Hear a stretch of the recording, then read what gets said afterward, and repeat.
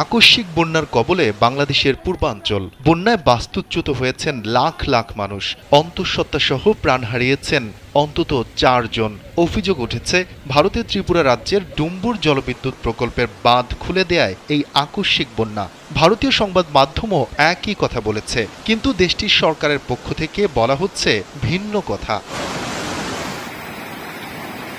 বৃহস্পতিবার ভারতের পররাষ্ট্র মন্ত্রণালয় থেকে একটি বিবৃতি দেয়া হয়, যেখানে দাবি করা হয় ডুম্বুর বাঁধ খুলে দেয়ায় বাংলাদেশে বন্যা হয়েছে এমন খবর প্রচারে উদ্বিগ্ন নয়াদিল্লি, কারণ এটি সঠিক নয়। বিবৃতিতে বলা হয়, ভারত ও বাংলাদেশের মধ্য দিয়ে প্রবাহিত গোমতী নদীর ক্যাচমেন্ট এলাকায় গেল কয়েকদিন ধরে এই বছরের সবচেয়ে বেশি বৃষ্টিপাত হচ্ছে।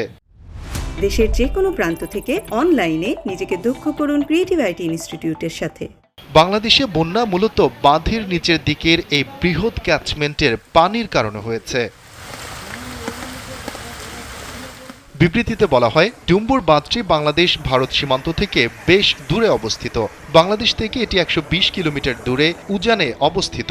এটি একটি কম উচ্চতার প্রায় 30 মিটার বাঁধ, যা বিদ্যুৎ উৎপন্ন করে। এখান থেকে বাংলাদেশও 40 মেগাওয়াট বিদ্যুৎ পায়। বিবৃতিতে বলা হয়, বাংলাদেশ সীমান্তবর্তী সমগ্র ত্রিপুরা ও পার্শ্ববর্তী জেলাগুলোতে গেল 21 আগস্ট থেকে ভারী বর্ষণ অব্যাহত রয়েছে। ভারী প্রবাহের ক্ষেত্রে বাঁধগুলোতে স্বয়ংক্রিয় রিলিজ পরিলক্ষিত হয়েছে। অমরপুর স্টেশন একটি দ্বিপাক্ষিক প্রোটোকলের অংশ, যার অধীনে আমরা বাংলাদেশে বাস্তব সময়ের বন্যার তথ্য প্রেরণ করেছি।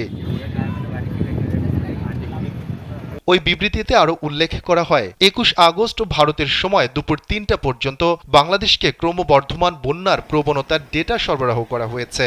এদিন ভারতীয় সময় সন্ধ্যা 6টায় বন্যার কারণে বিদ্যুৎ বিভ্রাট হয়েছে, যার ফলে যোগাযোগের সমস্যা তৈরি হয়। বিবৃতির শেষাংশে বলা হয়, ভারত ও বাংলাদেশের মধ্যে অভিন্ন নদীতে বন্যা একটি যৌথ সমস্যা, যা উভয় পক্ষের জনগণের জন্য দুর্ভোগ সৃষ্টি করে। এর সমাধানের জন্য ঘনিষ্ঠ পারস্পরিক সহযোগিতা প্রয়োজন বলেও উল্লেখ করা হয়েছে।